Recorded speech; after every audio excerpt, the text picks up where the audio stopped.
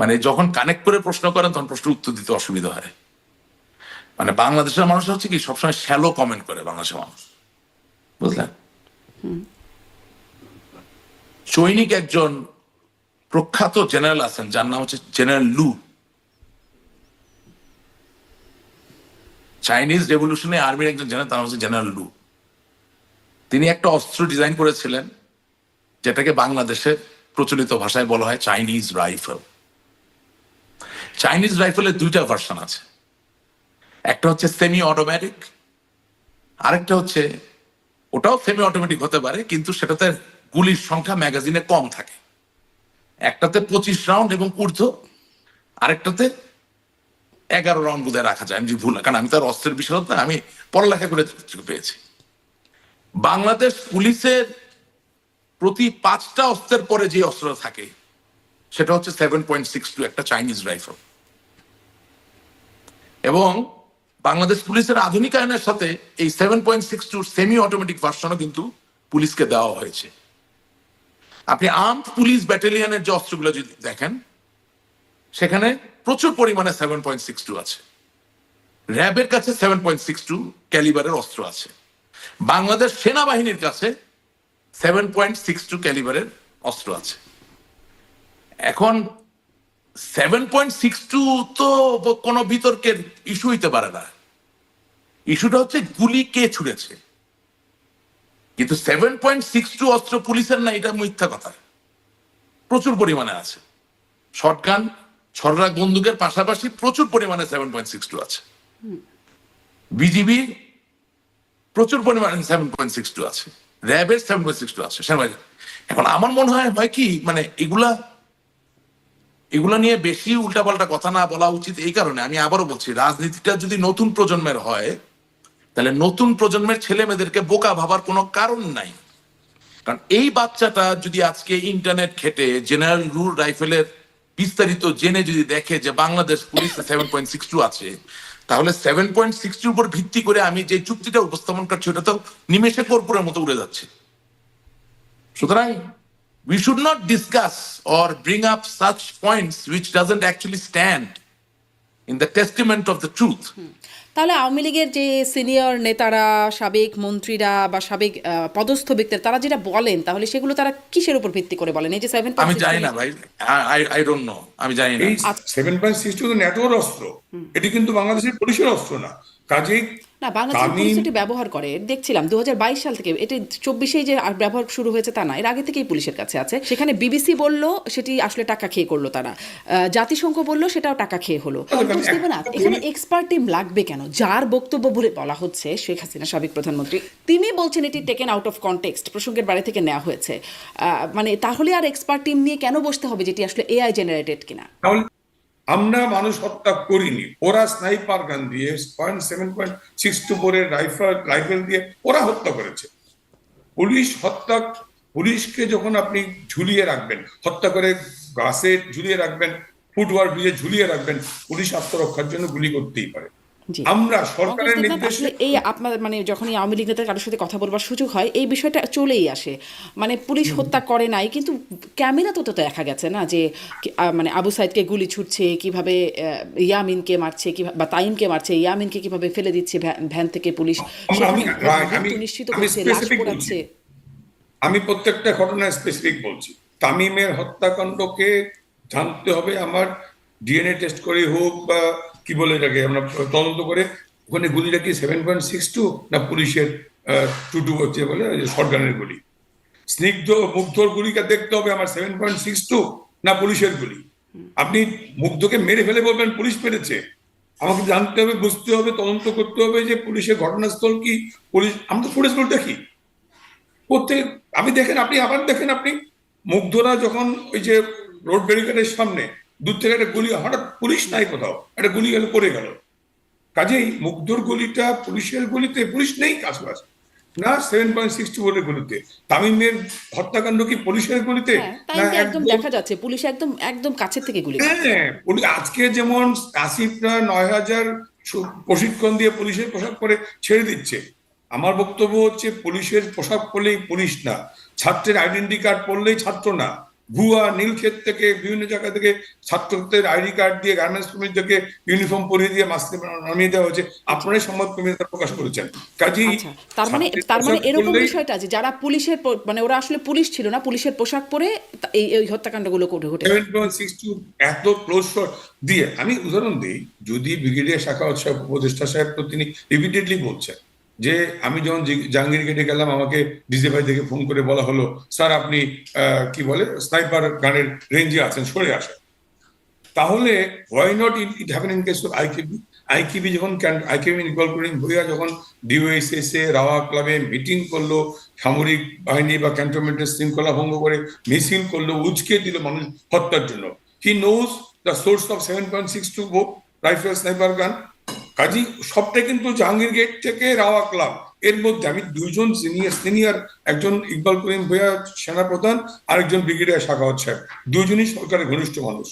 দুইটা ঘটনা ঘটলো। তাহলে ইকবাল করিম ভূঁইয়া রাওয়া ক্লাবে মিছিল করছেন, মিটিং করছেন, বক্তৃতা দিচ্ছেন, তার বেলায় কিন্তু বাড়িধারা ডিওএসএস মহাকালী ডিওএসএস, তার বেলায় স্নাইপার গানের অ্যালার্ট নাই, সতর্কবাণী নাই। ব্রিগেডিয়ার শাখাওয়াতের বেলায় স্নাইপার গানের সতর্কবাণী। কাজেই ইকবাল করিম ভূঁইয়াকে জিজ্ঞেস করেন না উনি কোথেকে সাপ্লাই দেন। ন্যাটো গান, এই 7.62 ন্যাটোর অস্ত্র, এটি কিন্তু বাংলাদেশের পুলিশের অস্ত্র না। কাজেই না, বাংলাদেশের পুলিশ এটি ব্যবহার করে দেখছিলাম 2022 সাল থেকে, এটি 24-এই যে ব্যবহার শুরু হয়েছে তা না, এর আগে থেকেই পুলিশের কাছে আছে। শুধু আমি আমার এই ডেভেলপমেন্টে এই 24 জুলাই আগস্টের পুলিশের যে ডেভেলপমেন্ট, সেই অস্ত্রের তালিকা আছে, সেই অস্ত্রের তালিকায় 7.62 নাই, 7.62 নেই। কাজেই আমি মুগ্ধ বা তামিম যা হত্যা হয়েছে সেটা কোন গুলিতে হয়েছে তা তদন্ত করে বের করতে হবে। সাইজের কথাটা দেখতে খারাপ লাগছে, পুলিশ কর্মকর্তারা অবশ্য স্বীকার করেছে যে 7.62 আমি সাইজেরটা শেষ করি।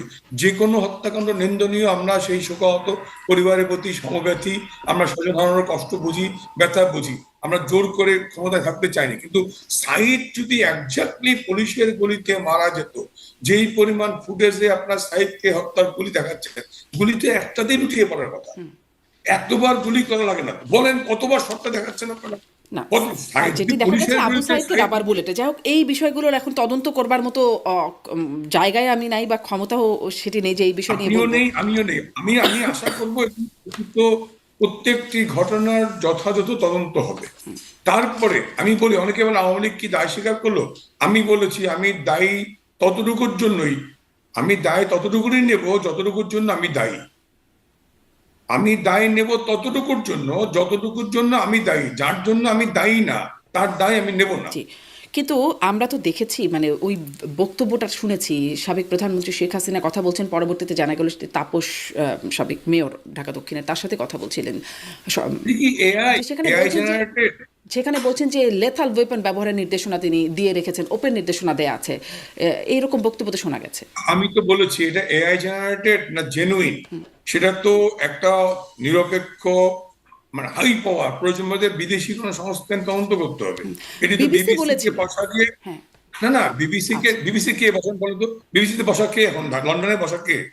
কট্টর বিএনপি নেতা। বিবিসি কে দিয়ে নিউজ করালেই সব সত্য, এটা ভাবার কোনো কারণ নেই। আচ্ছা, বিবিসি নিউজ সত্য না, আপনারা বলছেন যে এটা AI generated. Awami League official Facebook পেজে হতে পারে। কিন্তু এই যে সাবেক প্রধানমন্ত্রী শেখ হাসিনা তিনি যে আন্তর্জাতিক গণমাধ্যমগুলোকে একদিনে সাক্ষাৎকার দিলেন, সেখানে আচ্ছা মানে একদিনে প্রকাশ হয়েছে আর কি। সেই বিষয়টি হচ্ছে এটা যে সেখানে কিন্তু তাকেও এই প্রশ্নটি করা হয়েছিল যে লেথাল ওয়েপনের ব্যবহারের নির্দেশনা, তিনি এটা কি বলেছেন? তিনি কিন্তু বলেন নাই এটা এআই জেনারেটেড, তিনি বলেছেন টেকেন আউট অফ কনটেক্সট, মানে এই বিষয়টিকে প্রসঙ্গের বাইরে থেকে নেওয়া হয়েছে। এটি তারই বক্তব্য, যেটি বোঝা যাচ্ছে, কিন্তু টেকেন আউট অফ কনটেক্সট। সজীব অজেদ জয় এই প্রসঙ্গে বললেন এটি হলি আর্টিজানে দেওয়া নির্দেশনা, হলি আর্টিজানের জন্য, আর আওয়ামী লীগ বলল অফিসিয়াল ফেসবুক পেজে যে এটি এআই জেনারেটেড। মানে কিভাবে, কেমন গন্ডগোল কথা এটা? আপনি বা আমি বা এক্সপার্টরা বসে একসাথে দল নিরপেক্ষ কোনো সংস্থার প্রতিষ্ঠান যদি বসে, এটা কি হলি আর্টিজানের সময় কল, না এটা এআই জেনারেটেড, না শেখ হাসিনার কল আদৌ না, অথবা এটা কোন এখানে এক্সপার্ট টিম লাগবে কেন? যার বক্তব্য বলে বলা হচ্ছে শেখ হাসিনা সাবেক প্রধানমন্ত্রী, দুঃখিত, তিনি বলছেন এটি টেকেন আউট অফ কনটেক্সট, প্রসঙ্গের বাইরে থেকে নেওয়া হয়েছে। মানে তাহলে আর এক্সপার্ট টিম নিয়ে কেন বসতে হবে যেটি আসলে এআই জেনারেটেড কিনা? তাহলে টেকেন আউট অফ কনটেক্সট মানে এটার মিনিংটা কি? মিনিংটা হচ্ছে এটা হলি আর্টিজানের কথা আপনি এখানে নিয়ে এসছেন, এটা হোলি আর্টিজানে হয়তো বলেছি রাতে, হোলি আর্টিজানের ওই রাতের অবস্থা আমরা 2রা জুলাই 1লা তাহলে আওয়ামী জুলাই লীগ কেন বললো এটা এআই জেনারেটেড? কাজে আমাকে হোলি আর্টিজান থেকে নিয়ে এসেন আপনি এখানে, হোলি আর্টিজান থেকে কাট পিস করে এনে অ্যাড করে এআই দিয়ে জেনারেট করেছেন আপনি। হোলি আর্ট যদি আমরা তো কেউ একজাক্টলি জানি না, কাজেই হোলি আর্টিজান থেকে কেটে এনে এখানে জেনারেট করেছেন আপনি, সো তাহলে এআই দিয়ে জেনারেট করে নিয়েছেন আপনি। জি, না, কাজে কিন্তু এটা যে আওয়ামী লীগ তো- হোলি আর্টিজান থেকেও না, সেটি ওই পুরো ফোন আলাপটা দেখা যাচ্ছে যে মোহাম্মদপুর থেকে একটা টিম বেরিয়েছে, মানে এই পুরো কথোপকথনটাই আছে। সেখানে বিবিসি বলল সেটি আসলে টাকা খেয়ে করলো তারা, জাতিসংঘ বলল সেটাও টাকা খেয়ে হলো। সাবেক জাতিসংঘ প্রধানমন্ত্রী, কি বলেছে বলেন? সাবেক প্রধানমন্ত্রী, জাতিসংঘ কি বলবে? হ্যাঁ, সাবেক জাতিসংঘ কি বলবে? মানে জাতিসংঘ বলছে পুলিশ লেথাল ওয়েপন ব্যবহার করেছে, ব্যবহারের নির্দেশনা এসেছে সরকারের উচ্চ পর্যায় থেকে, সাবেক প্রধানমন্ত্রী, স্বরাষ্ট্রমন্ত্রী, তাদের কাছ থেকে এই নির্দেশনা এসেছে, এটা জাতিসংঘ বলেছে। আমি বলছি জাতিসংঘ বলল পুলিশ ব্যবহার করেছে। আমি যদি তর্কের খাতিরে অ্যাডমিটও করি, সেখানে প্রধানমন্ত্রীর কল, প্রধানমন্ত্রীর ভয়েস রেকর্ড, এইটা যে সত্য, এটা যে ওই দিনের এই জুলাই আগস্টে প্রধানমন্ত্রী এই নির্দেশনা দিয়েছেন তার প্রমাণ কি? জি, তাহলে সেটি সাবেক প্রধানমন্ত্রীকে যখন জিজ্ঞাসা করলো, তিনি তো এটি বললেন না যে এটা আমার সেদিনের নির্দেশনা না, তিনি জাস্ট বললেন এটি টেকেন আউট অফ কনটেক্সট। যা হোক, যদি যে কোনো তিনি smartly উত্তর নিশ্চয়ই দিয়েছেন। তার যেহেতু বক্তব্য, তার বক্তব্যটাই নিশ্চয়ই আমলে নেবার মতো, যে টেকেন আউট অফ কনটেক্সট, তাহলে এআই জেনারেটেড কেমন করে হয়? আর মানে 3 রকমের বিশ্লেষণ কিভাবে আসে আওয়ামী লীগের কাছ থেকে, বা শেখ হাসিনা, সজীবজের জয় এবং আওয়ামী লীগের অফিসিয়াল ফেসবুক পেজে, সেই বিষয়টা আসলে স্পষ্ট হয় না। এই গণ্ডগোলটা স্পষ্ট হবে আপনি যখন, আমি স্পষ্ট, এটা পরিষ্কার, তিনি মাননীয় প্রধানমন্ত্রী বলেছেন টেকেন আউট অফ কনটেক্সট, অর্থাৎ তিনি ডিটেলে না গিয়ে, আমি বা আপনি যে ডিটেলে যাচ্ছি, এত বড় ডিটেলে তো তিনি 1-to-1 কনভারসেশনে ছিলেন না, তিনি লিখিত প্রশ্নের উত্তর দিয়েছেন, কাজে ওখানে ডিটেল করতে গেলে 3 প্যারা লাগবে। সো সেটা আপনার হোলি আর্টিজান থেকে এই পর্যন্ত আনা দরকার, তিনি এক কথার উত্তর দিয়ে বলে কেমন আছে, ভালো আছি, ব্যাস। ভালো নাই, কেন ভালো নাই, পেট খারাপ না, জ্বর না, আমাশা, অনেক উত্তর দেওয়া লাগবে। আচ্ছা, আমি হ্যাঁ ঠিক আছে, ভালো আছে, এক কথায় শেষ। মাননীয় প্রধানমন্ত্রী তার মতো করে স্মার্টলি তিনি বেরিয়ে গেছেন। এত গুরুত্বপূর্ণ, এত ভয়াবহ অভিযোগ স্মার্টলি বেরিয়ে গেলে হয়? মানে এটি এটা আপনি, যেহেতু আমি এটার জন্য পুলিশের দায়ী যে না, বিভিন্ন রকম ইউনিট তারা করেছে, সিটিটিবি করেছে, সোয়াট টিম করেছে, তাদের হাতে যে অস্ত্র আছে ওগুলি সামরিক বাহিনীর কাছেও নাই। তো সুতরাং উনার এগুলি সম্বন্ধে কোনো আইডিয়াই নাই। ওই যে পুলিশ যে সমস্ত অস্ত্র ব্যবহার করেছে, এই অস্ত্র তারা বহু আগে থেকে ব্যবহার করছে। পুলিশের হাতে এটা ছিল, আরেকটা জিনিস কিন্তু হলো, পুলিশের বাইরে সিভিলিয়ানদের হাতেও ছিল। না, পুলিশ কিন্তু খালি গায়ের মধ্যে একটা জ্যাকেট লাগায় পুলিশ ডিউটি করতেছে, ওই জ্যাকেট খুলে ফেললে কিন্তু সে পুলিশ না, নোবডি নোজ। তো এদের ভিতরে পুলিশের হাতে কিন্তু স্নাইপার দেওয়া আছে, বিডিআর এর কাছে স্নাইপার দেওয়া আছে। সাবেক স্বরাষ্ট্র উপদেষ্টা ব্রিগেডিয়ার সাখাওয়াত, তিনি একদম যখন স্বরাষ্ট্র উপদেষ্টা ছিলেন তখনই 7.62 রাইফেল সেটি সিভিলিয়ানদের হাতে গেল, এই নিয়ে কথা বলার পর তার একদম তাকে সরিয়েই দেওয়া হলো স্বরাষ্ট্র উপদেষ্টার পদ থেকে। তিনি আবার সম্প্রতি সেনা কর্মকর্তাদেরই এক আয়োজনে বলছেন যে 5ই আগস্ট সিভিলিয়ান প্রফেশনাল স্নাইপার তারা কপালের মাঝ বরাবর আর কি লক্ষ্য করে গুলি করেছে, এবং 4ই আগস্ট তিনি যখন একটা ফোন কল পেয়েছেন, সেখানে তাকে বলা হয়েছে যে আপনি বের হবেন না বা ওদিকে যাবেন না, কারণ আপনি টার্গেটেড হবেন, আপনি টার্গেটেড। তিনি জিজ্ঞাসা করেছেন কেন বা কে আসলে সেখানে, তিনি উত্তর পান নাই। তিনি বুঝেছেন যেটি ইন্টেলিজেন্সের ভেতর থেকে কেউ তাকে বলেছে। এই যে কারা এই সিভিলিয়ান স্নাইপার হাতে বা প্রফেশনাল, তারা এটা কি বের করার কোনো প্রয়োজনীয়তা কেউ অনুভব করলো না? মানে উচিত ছিল না? বাংলাদেশে তো কোনো ঘটনার কেউ বের করতে চায় না, কারণ বের করলে তো কিছু খুঁড়তে সাপ বের হয়ে যাবে, এই জন্য কেউ কিছু বের করতে চায় না। আর তাছাড়া আমি আপনাকে বলি, সাখাওয়াত স্যার উনি অনেক আগে আর্মি থেকে চলে আসছে। পুলিশের ভিতরে যে ট্রান্সফরমেশনটা হয়েছে, হ্যাঁ, বিশেষ অ্যান্ড ওয়েপনাইজিং পুলিশ, যেটা উনি এইটার সম্বন্ধে ওনার কোনো ধারণা নেই। Police has even a much more lethal weapon than military. পুলিশের যে বিভিন্ন রকম ইউনিট তারা করেছে, সিটিটিবি করেছে, সোয়াট টিম করেছে, তাদের হাতে যে অস্ত্র আছে ওগুলি সামরিক বাহিনীর কাছেও নাই। তো সুতরাং উনার এগুলি সম্বন্ধে কোনো আইডিয়াই নাই।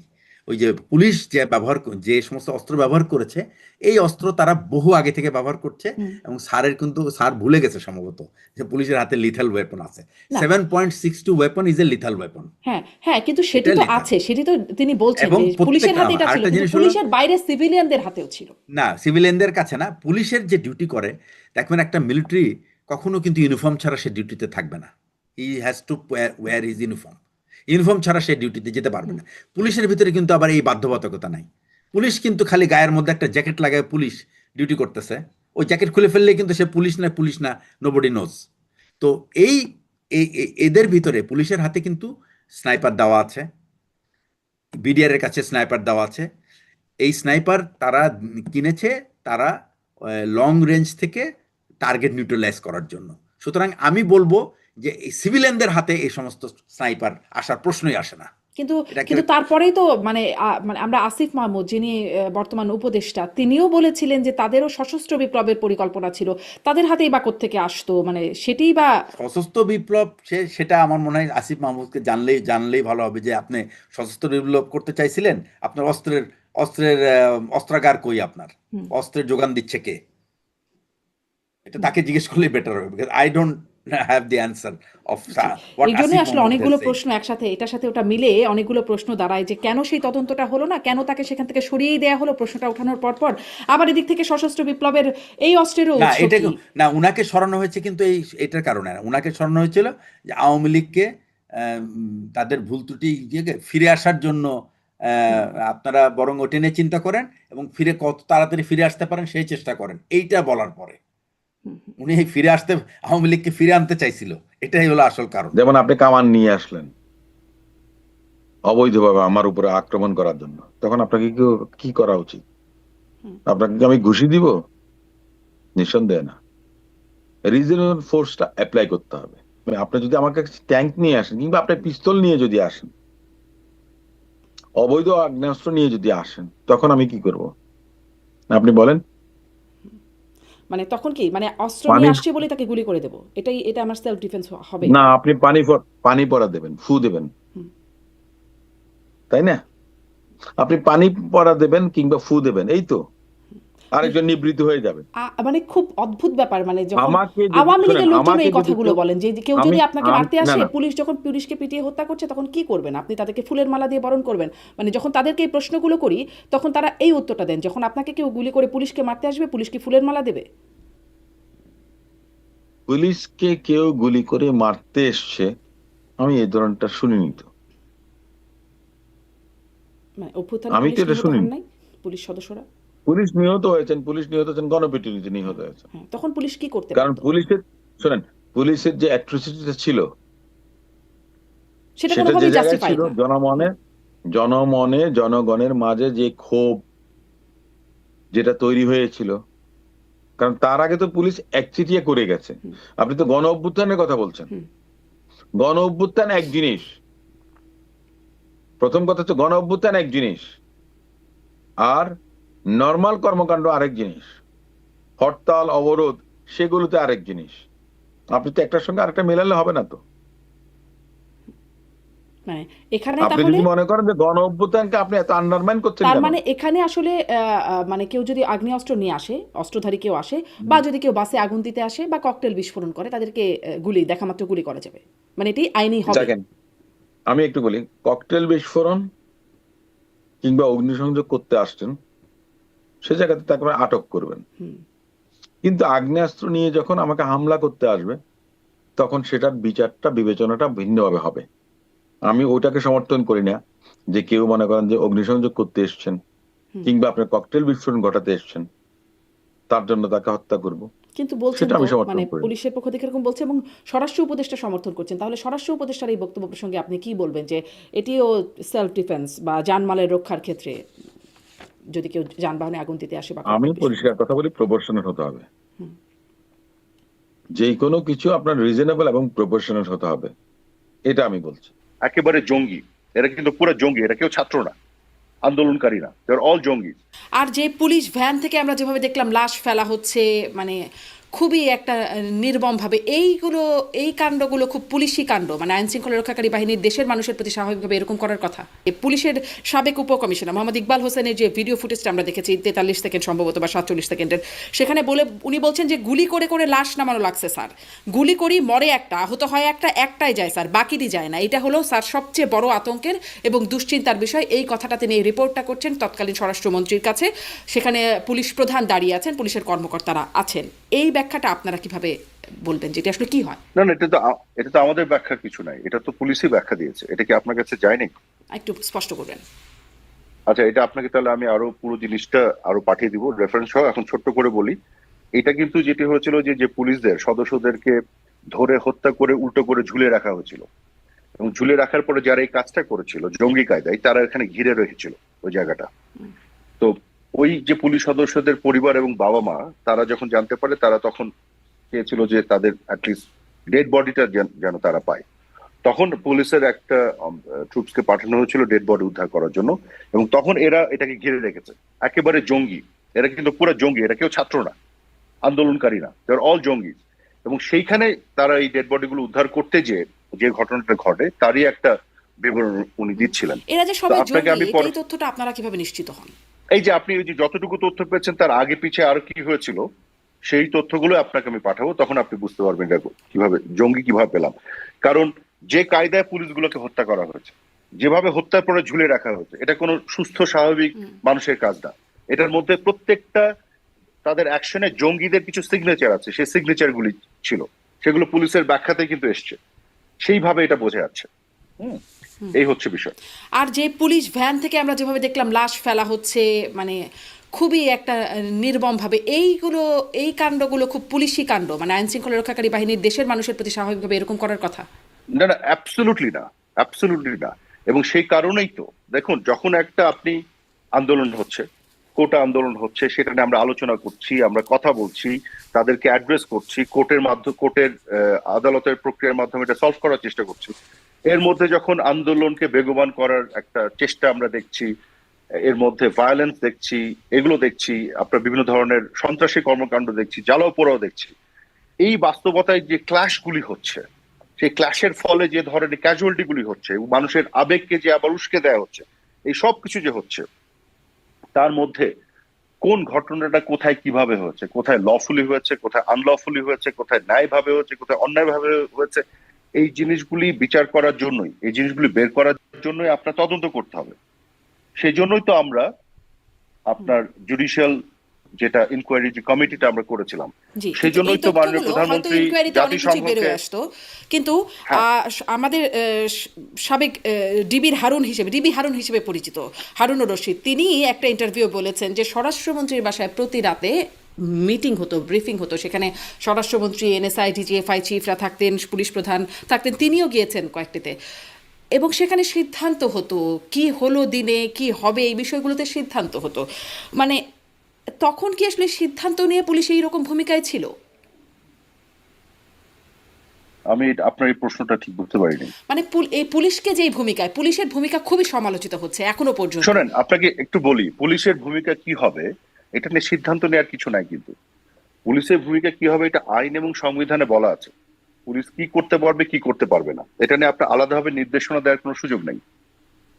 কোন পরিস্থিতিতে পুলিশ কি করবে কি করবে না, শুধু বাংলাদেশে না, পৃথিবীর সকল দেশে এবং অন্যান্য দেশেও যেমন পুলিশ আইনের মধ্যে অপারেট করে, কখনো কখনো আইনও ভাঙে, তখনই ইনকোয়ারি করে পুলিশের বিরুদ্ধে ব্যবস্থা নেওয়া হয়।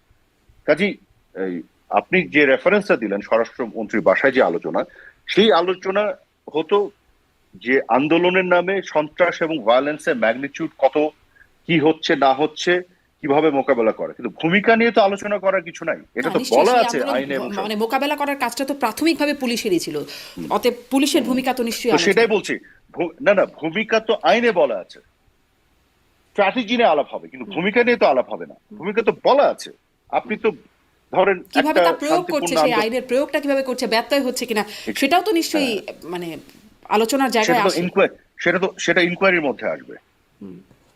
প্রয়োগে ব্যত্যয় হচ্ছে কিনা, এটা আইন ভাঙা হচ্ছে কিনা, এটা ইনকোয়ারিতে আসবে। যে কারণে প্যারালালি জুডিশিয়াল কমিটি করে ইনভেস্টিগেশন করা হচ্ছে। এবং সবচেয়ে বড় কথা, আপনাকে আমি একটা জিনিস বলি, মাননীয় প্রধানমন্ত্রী জাতিসংঘকে ডেকেছিলেন না, ডেকেছিলেন কিনা? হ্যাঁ হ্যাঁ, ডেকেছিলেন।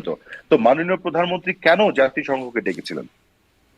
আমরা কেন ডেকেছিলাম? আমাদের যদি কোনো কিছু হাইড করার থাকতো, আমরা যদি জানতাম যে আমরা এমন কিছু করেছি, তাহলে আমরা কেন জুডিশিয়াল কমিটি করব? আমরা তো নরমাল পদ্ধতিতে জাতিসংঘকে আপনারা সহযোগিতা করবেন, মানে জাতিসংঘ পুরো তদন্তটা জাতিসংঘ করবে তেমনটা না, পুরোটাই করবে। আপনি জাতিসংঘের ফ্যাক্ট ফাইন্ডিং টিমের সাথে এখন কথা বলে জেনে নেন, ওদের সাথে আমার কথা হয়েছে, ওরা অ্যাকনলেজ করেছে, ইয়েস আমরা তাদেরকে ডেকেছি, পুরোটাই তারা করবে। নাইমুল ইসলাম খান ছিলেন, সেই ব্রিফিং করছিলেন, তখন আমরা আপনি এটাকে মিসইন্টারপ্রেট করছেন সেটাকে। আমি আপনাকে স্পেসিফিকলি এখন বলে দিচ্ছি, জাতিসংঘ পুরো তদন্ত করে, আমরা তাদের সহযোগিতা করব। জাতিসংঘ করবে। আচ্ছা। এবং শুধু সেটা না, আপনাকে আরো বলে দিচ্ছি, এই তদন্তে আমরা বিদেশি আরো সংস্থার গুলো থেকেও ফরেন্সিক এক্সপার্ট যারা আছে তাদেরকেও আনার কথা ভাবছিলাম। তো we had nothing to hide. আমরা চাচ্ছিলাম ইম্পার্শিয়ালি যে যেখানে যার যতটুকু দোষ সেই জিনিসটা আইডেন্টিফাইড হোক এবং সেভাবে বিচারের মাধ্যমে এটা একটা জাস্টিস হোক। নিশ্চয়ই এবং যে কারণে মাননীয় পরের প্রধানমন্ত্রী একটা বিষয়, রিপোর্ট আসবে এবং তারপরে ব্যবস্থা হবে, কিন্তু দিনে দিনে যেই ঘটনাগুলো ঘটছে এটা সরকার দায়িত্বে আছে, স্বরাষ্ট্রমন্ত্রী আছেন, পুলিশের যে ভূমিকা আপনি দিনে দিনে যে ঘটনাগুলি ঘটছে সেই ঘটনাগুলো তো দিনে দিনে কন্ট্রোল করতে পারবেন। দিনে দিনে যে এখানে যত ধরনের ভায়োলেন্স হবে, ধরুন এটা আপনি কিভাবে অস্ত্র করবেন? নিয়ে আসছে বলে তাকে গুলি করে দেবো, এটা আমার সেলফ ডিফেন্স হবে না, আপনি পানি পড়া দেবেন কিংবা ফু দেবেন, এই তো, আরেকজন নিবৃত্ত হয়ে যাবে। মানে খুব অদ্ভুত ব্যাপার, মানে যখন আমাকে যদি- আওয়ামী লীগের শোনেন, লোকজন আমাকে এই যদি কথাগুলো কেউ- বলেন যে কেউ যদি আপনাকে মারতে না, আসে, না। পুলিশ যখন পুলিশকে পিটিয়ে হত্যা করছে তখন কি করবেন? আপনি তাদেরকে ফুলের মালা দিয়ে বরণ করবেন? সেলফ ডিফেন্সের কথা বলছেন। এখন আমরা দেখলাম যে সিএমপি কমিশনার, ডিএমপি কমিশনার তারা বলছেন যে অস্ত্রধারী দেখামাত্র গুলি বা ব্রাশ ফায়ার করতে হবে, কেউ বাসে আগুন দিতে আসলে বা ককটেল বিস্ফোরণ করতে আসলে দেখামাত্র গুলি করতে হবে, এবং তারপর আমরা দেখছি স্বরাষ্ট্র উপদেষ্টাও সেটাকে জাস্টিফাই করছেন এই সেলফ ডিফেন্স বা জানমালের রক্ষার কথা বলে। আমরা যখন আওয়ামী লীগ আমলে যখন এই বিষয়গুলো হচ্ছিল বা তারপরেও, মানে অভ্যুত্থানের পরবর্তী সময়ের কথা বলছি, তারাও বলছেন যে জানমালের রক্ষা করতে মানে ইয়েগুলোতে আগুন দিলে, মেট্রো রেল বা এই বিষয়গুলোতে আগুন দিলে, সরকারি স্থাপনা, পাবলিক প্রপার্টি নষ্ট করলে, জানমালের ক্ষতি হলে ব্যবস্থা নেবে না পুলিশ। এই ডিফেন্সটা তারাও বলছে, যেটা এখন মানে এই পক্ষের মুখ থেকে, মানে স্বরাষ্ট্র উপদেষ্টার মুখ থেকে শুনলাম বা আপনার কাছ থেকেও শুনছি সেলফ ডিফেন্সের কথাটা। মানে পার্থক্য আছে। সেলফ ডিফেন্সটা প্রপোর্শনাল হতে হবে, রিজনেবল হতে হবে। দেখামাত্র গুলি কি করলে পরিমাণ সেটা রিজনেবল force? মনে হচ্ছে। না, আমি তো তা বলিনি, আমি এই জন্য বললাম যে সেটা রিজনেবল হতে হবে, প্রপোর্শনাল হতে হবে। আমি আপনাকে একটা ঘুষি দিলাম, আপনি আমাকে একটা ঘুষি দেবেন, এ পর্যন্ত। আমি আপনাকে ঘুষি দেবো তার মানে এই না যে আপনি আমাকে পিস্তল দিয়ে গুলি করে হত্যা করবেন। আমি সেটা সমর্থন করি না। একজন আইনজীবী হিসেবে কিংবা একজন সাধারণ নাগরিক হিসেবে আমি এটা সমর্থন আইন করি কি না। করে? আইন করে সমর্থন। No, নিঃসন্দেহে না। তাহলে ওই যে দেখামাত্র নিঃসন্দেহে। গুলি করার নির্দেশ, ব্রাশ ফায়ার করার নির্দেশ, সেটা কি আইন সমর্থন করেন? স্বরাষ্ট্র উপদেষ্টা কিন্তু সমর্থন করছেন। এখন কথাটা হচ্ছে যে কতটুকু মনে করেন যে আপনার ইনজুরি বা ড্যামেজ অন্যদের প্রতি ইনফ্লিক্ট করবেন তার উপরে কিন্তু ডিপেন্ড মানে সেটা ডিপেন্ড করবে। যেমন আপনি কামান নিয়ে আসলেন অবৈধভাবে আমার উপরে আক্রমণ করার জন্য, তখন আপনাকে কি করা উচিত? আপনাকে কি আমি ঘুষি দিব? নিঃসন্দেহে না। রিজনেবল ফোর্সটা অ্যাপ্লাই করতে হবে। আপনি সেটা কি এই বক্তব্যে পরিস্থিতির রিজনেবল ফোর্স উপরে অ্যাপ্লাই করার depend বার্তা করবে। পাচ্ছেন? আপনি আসলে কি বার্তা পাচ্ছেন আইনজীবী হিসেবে যদি জিজ্ঞাসা করি যে? না, আমি একটা কথা বলেছি, আমি একটা কথা বলেছি তো, আপনি যদি আমার কাছে ট্যাঙ্ক নিয়ে আসেন কিংবা আপনি পিস্তল নিয়ে যদি আসেন, অবৈধ আগ্নেয়াস্ত্র নিয়ে যদি আসেন, তখন আমি কি করব? আপনি বলেন। মানে তখন কি, মানে অস্ত্র পানি নিয়ে আসছে বলে তাকে গুলি করে দেবো, এটা আমার সেলফ ডিফেন্স হবে? না, আপনি পানি পড়া দেবেন, ফু দেবেন, তাই না? আপনি পানি পড়া দেবেন কিংবা ফু দেবেন, এই তো, আরেকজন নিবৃত্ত হয়ে যাবে। মানে খুব অদ্ভুত ব্যাপার, মানে যখন আমাকে যদি- আওয়ামী লীগের শোনেন, লোকজন আমাকে এই যদি কথাগুলো কেউ- বলেন যে কেউ যদি আপনাকে মারতে না, আসে, না। পুলিশ যখন পুলিশকে পিটিয়ে হত্যা করছে তখন কি করবেন? আপনি তাদেরকে ফুলের মালা দিয়ে বরণ করবেন? মানে যখন তাদেরকে এই প্রশ্নগুলো করি তখন তারা এই উত্তরটা দেন, যখন আপনাকে কেউ গুলি করে পুলিশকে মারতে আসবে, পুলিশ কি ফুলের মালা দেবে? পুলিশকে কেউ গুলি করে মারতে এসছে, আমি এই ধরনটা শুনিনি তো। মানে অভ্যুত্থানে আমি তো পুলিশ এটা নিহত শুনিনি। হন নাই? পুলিশ সদস্যরা? পুলিশ নিহত হয়েছেন গণপিটুনিতে নিহত হয়েছেন। হ্যাঁ, তখন পুলিশ কি করতে কারণ পারতো? শোনেন, পুলিশের যে অ্যাট্রোসিটিটা ছিল সেটা সেটা যে কোনোভাবেই জায়গায় জাস্টিফাই ছিল, না। জনগণের মাঝে যে ক্ষোভ যেটা তৈরি হয়েছিল, কারণ তার আগে তো পুলিশ একচেটিয়া করে গেছে। আপনি তো গণ অভ্যুত্থানের কথা বলছেন। গণ অভ্যুত্থান এক জিনিস, প্রথম কথা হচ্ছে গণ অভ্যুত্থান এক জিনিস, আর নর্মাল কর্মকাণ্ড আরেক জিনিস, হরতাল অবরোধ সেগুলোতে আরেক জিনিস। আপনি তো একটার সঙ্গে আরেকটা মেলালে হবে না তো। মানে এখানে আপনি তাহলে যদি মনে করেন যে গণ অভ্যুত্থানকে আপনি এত আন্ডারমাইন করছেন তার কেন? মানে এখানে আসলে মানে কেউ যদি আগ্নেয়াস্ত্র নিয়ে আসে, অস্ত্রধারী কেউ আসে, বা যদি কেউ বাসে আগুন দিতে আসে বা ককটেল বিস্ফোরণ করে, তাদেরকে দেখামাত্র গুলি করা যাবে, মানে এটি আইনি হবে। দেখেন, আমি একটু বলি, ককটেল বিস্ফোরণ কিংবা অগ্নিসংযোগ করতে আসছেন, সে জায়গাতে তাকে আটক করবেন। কিন্তু আগ্নেয়াস্ত্র নিয়ে যখন আমাকে হামলা করতে আসবে, তখন সেটার বিচারটা বিবেচনাটা ভিন্নভাবে হবে। আমি ওটাকে সমর্থন করি না যে কেউ মনে করেন যে অগ্নিসংযোগ করতে এসছেন, কিংবা আপনার ককটেল বিস্ফোরণ ঘটাতে এসছেন, তার জন্য তাকে হত্যা করব, কিন্তু বলছেন সেটা আমি তো, সমর্থন মানে করি। পুলিশের পক্ষ থেকে এরকম বলছে এবং স্বরাষ্ট্র উপদেষ্টা সমর্থন করছেন। তাহলে স্বরাষ্ট্র উপদেষ্টার এই বক্তব্য প্রসঙ্গে আপনি কি বলবেন, যে এটিও সেলফ ডিফেন্স বা জানমালের রক্ষার ক্ষেত্রে যদি কেউ যানবাহনে আগুন দিতে আসে বা আমি ককটেল পরিষ্কার কথা বলি, প্রপোর্শনাল হতে হবে। যে কোনো কিছু আপনার রিজনেবল এবং প্রপোর্শনাল হতে হবে, এটা আমি বলছি। এখন উনি কোন প্রসঙ্গে বলেছেন, কোন প্রেক্ষাপটে বলেছেন, সেটা ভিন্ন বিষয়। কিন্তু পরিষ্কার কথা, আইনের কথা হচ্ছে যে আপনার যতক্ষণ পর্যন্ত আমার জীবনহানি না ঘটানোর মতো কোনো ঘটনা না ঘটে, ততক্ষণ পর্যন্ত আমি অন্যের জীবনহানি ঘটাবো না। এটাই হচ্ছে যে আইনের ম্যাক্সিম। জি, কিন্তু দেখা মাত্র গুলির নির্দেশনা স্বরাষ্ট্র উপদেষ্টা বলছেন এটা আসলে জানমালের রক্ষার্থে বা এটা সেলফ ডিফেন্স। এই প্রসঙ্গে আজকে আমরা ফ্যাসিস্ট, 5 তারিখের আগে তো এই কথা বলেনি। এত বড় বড় ফ্যাসিস্ট ফ্যাসিস্ট ফ্যাসিস্ট 15.5 বছরে বাংলাদেশকে কোথায় নিয়ে গেছে শেখ হাসিনা। 5 তারিখের আগে বললে তো নির্ঘাত কারাগারে যেতে হতো, তাই নয় কি? 5ই আগস্টে কি হয়েছিল? 5ই আগস্টে আমাদের নেত্রী বঙ্গবন্ধু কোন শেখ হাসিনা এদেশে যে আপনি দেখুন এই জুলাই এবং আগস্টের প্রথম দিকে আপনি দেখেন আপনার মার্কিন যুক্তরাষ্ট্রের, পৃথিবীর সবচেয়ে প্রতাপশালী রাষ্ট্র মার্কিন যুক্তরাষ্ট্রের স্বয়ং প্রেসিডেন্ট কি বলছে, সে $29 মিলিয়ন কিভাবে খরচ করা হয়েছে, কাকে দিয়েছে, সেটা তিনি কিন্তু ব্যাখ্যা দিচ্ছেন। সেই কথাগুলো কিন্তু আমাদের নেত্রী দীর্ঘদিন ধরে বলে আসছেন, আমরাও বলে আসছি। তো 5ই আগস্টে যে আপনি জানেন যে স্নাইপার দিয়ে হত্যাকাণ্ড ঘটিয়েছিল ছাত্রদের, বিভিন্ন প্রাইভেট বিশ্ববিদ্যালয়ের এক একটা বিশ্ববিদ্যালয় এক একটা করে, নর্থ সাউথের একটা, তারপর ইস্ট ওয়েস্ট একটা, এরকম এক একটা আমি উদাহরণ দিচ্ছি যাতে, এবং দেখা গেল যে ধানমন্ডি 27 নম্বরে রেসিডেন্সিয়াল মডেল কলেজের যে ছাত্রটিকে হত্যা করা হয়েছিল, তার মার সাথে, বাবার সাথে, খালার সাথে আমার কথা হয়েছিল। তার মিছিলের মাঝখানে ছিল, সামনে অনেক ছেলে মেয়ে, পিছনে অনেক ছেলে মেয়ে, শুধুমাত্র তার ঘাড়ে একটা গুলি লাগলো। পুলিশ যদি গুলি করতো তাহলে সামনে কেউ মারা যেত অথবা পেছনে কেউ, মাঝখানে অর্থাৎ ওই যে আশেপাশের ভবন থেকে টার্গেট করে স্নাইপার দিয়ে, আপনি জানেন যে এই ডেমোক্রেটরা সারা পৃথিবীতে এই ধরনের হত্যাকাণ্ড ঘটিয়েছে অনেক জায়গায়। এবং আমাদের এই বর্তমান সময়ের কথা বলছি, মার্কিন যুক্তরাষ্ট্রের রাষ্ট্রপতি স্বয়ং এই যে ডিপ স্টেট যেটা করেছে সেটা তিনি বলেছেন, এবং যা বলেছেন তার মর্মার্থ এই যে বাইডেন প্রশাসন বাংলাদেশে অযাচিতভাবে ষড়যন্ত্রমূলক কাজগুলো করেছে। তিনি আকার ইঙ্গিতে নরেন্দ্র মোদীর সাথে বৈঠকের পরে যখন ট্রাম্পকে জিজ্ঞাসা করা হয়েছিল তখন তিনি তো সরাসরি ডিপ স্টেটের ভূমিকা অস্বীকারও করেছেন। আবার আমি আপনাকে বলি, ডিপ স্টেটের কথা তিনি যেটা বলেছেন সবার সামনে, তিনি এটা এড়িয়ে গেছেন। হ্যাঁ, কিন্তু পরবর্তীকালে আপনি ওনার যে লাস্ট দুটো স্পিচ, সেখানে কিন্তু $29 মিলিয়ন কথা, শুধু বাংলাদেশ না ভারতের কথা, ভারতে ভোটার টার্নআউট বাড়ানোর জন্য তখন বলেছেন উনি যে ভোটার টার্নআউট বাড়াতে অন্য কাউকে পাশ করতে চেয়েছিল, বাংলাদেশে উগ্রবাদীদের পাশ করানোর জন্য করা হয়েছিল $29 মিলিয়ন। তার মানে কি এই কাজগুলো কে করেছে? আমি দায়িত্ব নিয়ে বলছি, আওয়ামী লীগের সর্বোচ্চ নেতৃত্ব কেন কোন পর্যায়ের নেতৃত্ব থেকে এই ধরনের কোন নির্দেশনা দেয়নি গুলি করার জন্য। সেই ফোনার আপনার শোনাতে, আমি একটু আপনাকে একটু শোনাই, আপনি একটু শোনেন। এখন লেখা লিখবেন, ব্যবহার করবে, যেখানে পাবে সেটা গুলি করবে,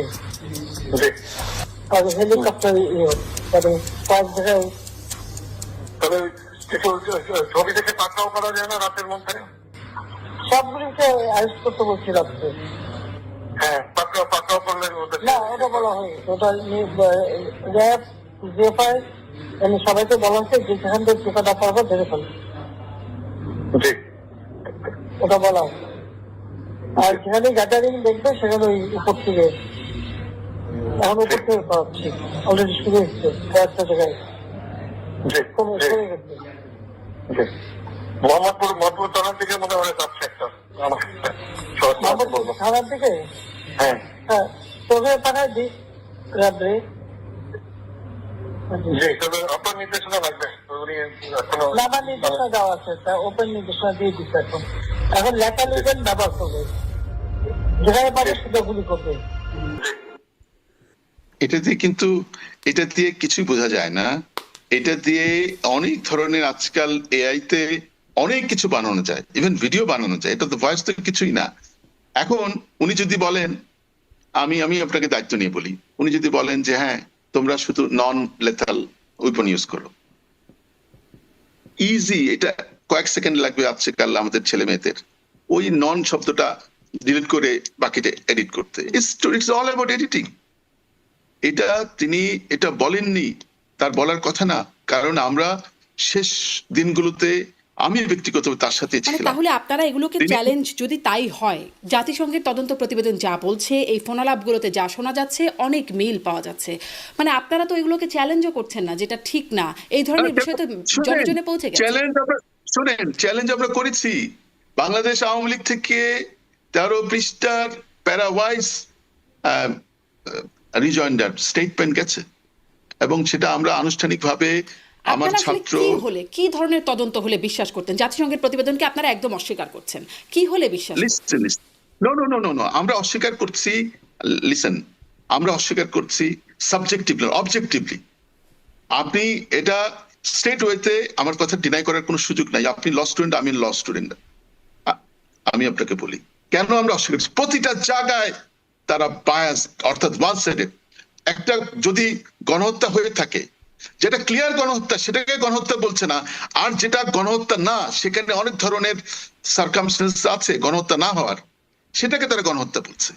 আওয়ামী লীগকে টার্গেট করে, ছাত্রলীগকে টার্গেট, ডক্টর মাহমুদ, মিথ্যা কি? কারণ তারা একদম গোয়েন্দা প্রতিবেদনের রেফারেন্স নাম্বার দিয়ে দিচ্ছে।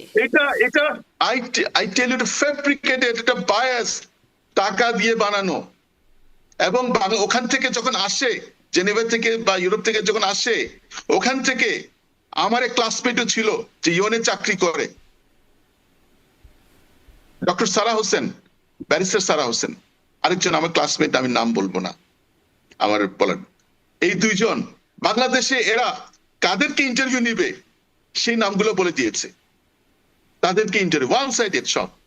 ইউনিস গভর্নমেন্ট তাদেরকে ডেকে নিয়েছে, সেখানে বসে, বাংলাদেশে বসে তারা এটা রিপোর্ট তৈরি করেছে, এবং সেখানে আমাদেরকে যাদের হত্যা করেছে সেগুলো গণহত্যা না, সেগুলো হত্যাকাণ্ড না, এগুলো হচ্ছে রিভেঞ্জ ভায়োলেন্স। রিভেঞ্জ ভায়োলেন্স কি হত্যাকাণ্ড না? রিভেঞ্জ কিসের রিভেঞ্জ? আজকে আমরা ফ্যাসিস্ট, 5 তারিখের আগে তো এই কথা বলেনি। এত বড় বড় ফ্যাসিস্ট 15.5 বছরে বাংলাদেশকে কোথায় নিয়ে গেছে শেখ হাসিনা? 5 তারিখের আগে বললে তো নির্ঘাত কারাগারে যেতে হতো, তাই নয় কি? আজকে বাংলাদেশে আওয়ামী লীগের একজন লোককে তারা থাকতে দিচ্ছে না, আর আপনি বলছেন কারাগারে নিয়ে যেত। Please be respectful to the situation. আমাদের সরকারের সময় পাইছিল, কিন্তু এই সরকার, আচ্ছা আমাদের সরকার পাইনি, আপনার কথা ধরে নিলাম, কিন্তু এই সরকার কেন দেয়নি? এই সরকার দিয়েছে, সেটাই এখানে বলছে। আমি কি আপনাকে একটু পড়ে শোনাবো? এই আন্দোলনের মূল লক্ষ্য ছিল শেখ হাসিনা। আল্লাহ হয়তো পাসিয়া করে শেখ হাসিনাকে রক্ষা করেছেন বলেই আজকে বাঙালিরা আবার নতুন করে স্বপ্ন দেখতে পাচ্ছে। নাহলে আজকে বাংলাদেশের যে যার, হ্যাঁ বলেন। জি, আপনি বলছিলেন যে ট্রাম্পের বক্তব্য, সোশ্যাল মিডিয়ার অনেক খবর, তাতে প্রমাণ হয়ে যায় আসলে যেই জঙ্গি হামলার কথা, কিন্তু একই সাথে আপনারা এটাকে আবার আমলে নিচ্ছেন না। জাতিসংঘের প্রতিবেদন, বিভিন্ন কল রেকর্ড, বিভিন্ন গোয়েন্দা তথ্য, এবং আমরা যেই ভিডিও ফুটেজগুলো চোখে আমাদের লেগে গেছে, সেগুলোকে আবার আপনারা আমলে নেন না। এটি একটা দ্বৈততা নয়? এই যে ধরুন জাতিসংঘের প্রতিবেদন যেখানে বলা হচ্ছে যে লেথাল ওয়েপন ব্যবহার করার জন্য নির্দেশনা দিয়েছেন সরকার প্রধানের পক্ষ থেকে, সেই নির্দেশনা এসেছে, বলা হচ্ছে যে কিভাবে তিনি সরাসরি গুলি করে হত্যার জন্য নির্দেশ দিচ্ছেন, এই বিষয়গুলো আবার আপনারা অস্বীকার করছেন। মানে জাতিসংঘের প্রতিবেদনটাকেই তো আপনারা অস্বীকার করছেন। জাতিসংঘের প্রতিবেদনকে অস্বীকার করছে। আমি মনে করি জাতিসংঘের প্রতিবেদন, আপনিও জানেন, তখন বলা হয়েছে যে জাতিসংঘের প্রতিবেদন হচ্ছে এটা পক্ষপাত দুষ্ট। তারপর জাতিসংঘে কিছু কথা বলেছেন, সেই কথাগুলো কি বলছেন, সেই কথাগুলো তো কেউ সামনে আনে না। জাতিসংঘের প্রতিবেদনে যে কথাগুলো বলা আছে সেই কথাগুলো কিন্তু আপনি আজকে, মানে যেহেতু অবাধ তথ্য প্রবাহত, এই কারণে সেইগুলো সামনে আসতেছে না। টোটাল হত্যাকাণ্ডের ব্যাপারে জাতিসংঘে কাকে দায়ী করছে, এই যে টোটাল কিন্তু আসেনি সামনে। আপনি মানে এক অংশ, খণ্ডিত অংশ আপনি এনে দায়িত্ব আপনি বঙ্গবন্ধু জননেত্রী শেখ হাসিনা সরকারের উপর দেওয়ার চেষ্টা করছে। আমি তো মানে দিয়ে বললাম যে সাবেক স্বরাষ্ট্র উপদেষ্টা উনি যেটা বলেছেন যে এইগুলি কোথায় পেয়েছে, গুলির নাম্বার দিয়ে বলেছেন এইগুলি কোথায়, এইগুলি তো সাধারণ মানুষের কাছে থাকার কথা না। আজকে এইটা একটা, আমি মনে করি এইটা একটা দীর্ঘদিনের পরিকল্পনা, যে তিনি বলেছেন এইগুলি বাংলাদেশ- পুলিশের কাছে, মানে পুলিশের কাছে এইগুলি ছিল, পরবর্তীতে তিনি একটা ব্যাখ্যাও দিয়েছেন।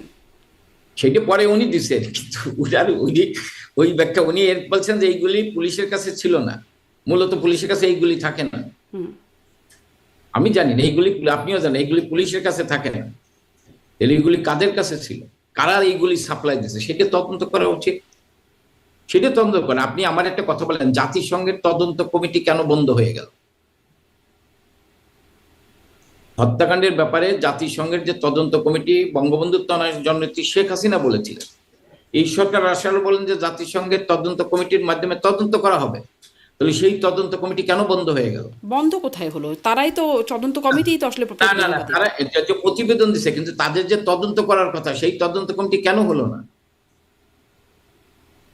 কেন হলো না সেই তদন্ত? তারা জাতিসংঘের তদন্ত কমিটির প্রতিবেদনই তো আমরা আলোচনা করছি। আমি আপনার বলি, এই না, জাতিসংঘের টোটাল প্রতিটি হত্যাকাণ্ড নিয়ে জাতিসংঘের তদন্ত হওয়ার কথা ছিল, এটা আমরা দাবি করেছিলাম জননেত্রী শেখ হাসিনা, কিন্তু সেটা তো হয়নি। জাতিসংঘের কিন্তু জাতিসংঘের তদন্ত প্রতিবেদনের ইন্ট্রোডাকশনে তো বলছে, এটা নিয়ে অবশ্য গত কদিন আগেও আলোচনা করছিলাম, যে তারা আসলে তদন্ত করবার জন্য তারাই চিঠি পাঠিয়েছিল, কিন্তু তারা কোনো পজিটিভ রেসপন্স আপনাদের সরকারের কাছ থেকে পায়নি। আমাদের সরকারের সময় পাইছিল, কিন্তু এই সরকার, আচ্ছা আমাদের সরকার পাইনি, আপনার কথা ধরে নিলাম, কিন্তু এই সরকার কেন দেয়নি? এই সরকার দিয়েছে, সেটাই এখানে বলছে। আমি কি আপনাকে একটু পড়ে শোনাবো? সেখানে বলছে ইউনাইটেড নেশনস।